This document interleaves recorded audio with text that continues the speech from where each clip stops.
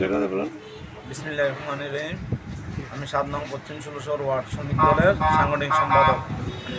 আপনাদের আগামী councillor election নিয়ে শ্রমিক দল থেকে আপনার কোন ধরনের ভাবতে আসেন?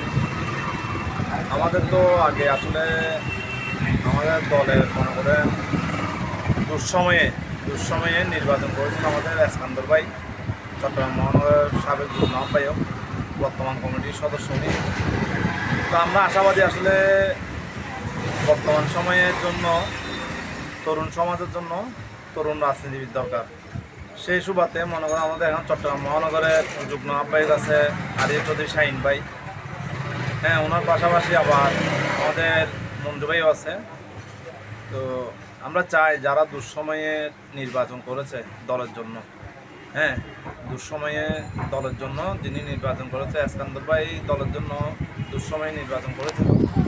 আমরা প্রত্যাশী দলে বর্তমান সময় যাকে দিয়ে সমাজের কাজ হবে, সমাজের উন্নয়ন হবে, ওর একজন ব্যক্তি নির্বাচনে আসুক এবং ওর একজন ব্যক্তি নির্বাচিত হোক।